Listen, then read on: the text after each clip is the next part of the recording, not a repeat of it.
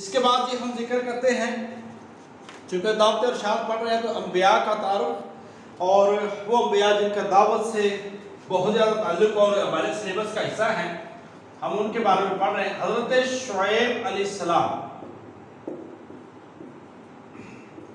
हज़रत शुएब अलैहिस्सलाम जो मदियन की तरफ, शाम का इलाका है, मदियन की तरफ हज़रत शुएब अलैहिस्सलाम को भेजा गया और कहा यह जाता है हज़रत शुएब अलैहिस्सलाम ये वही थे जिनसे हज़रत मूसा अलैहिस्सलाम ने पनाह ली थी। और हज़रत शुएब अलैहिस्सलाम की जो बेटी है उनका निकाह हज़रत मूसा अलैहिस्सलाम से हुआ और इब्राहीम के बेटे मदियन की नस्ल से हैं। और अस्हाबुल ऐका,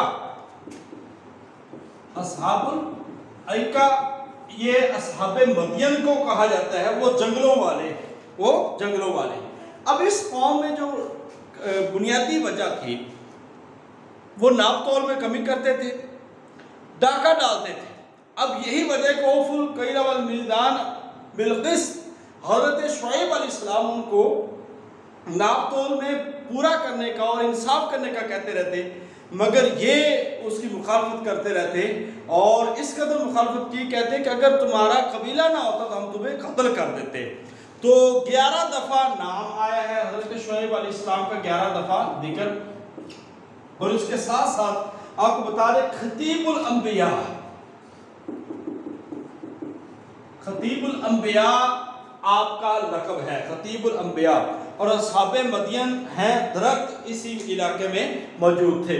और फिर इनकी कौम पे भी जो हज़रत शुएब अलैहिस्सलाम की कौम थी, इनकी कौम पे भी वही अज़ाब आया जो अज़ाब कौम समूद पे आया कि एक ज़ोरदार चीख है जिसके साथ इनके कलेजे फट गए और ये ऊंधे पड़े हुए थे। हज़रत शुएब अलैहिस्सलाम की कौम अस्हाब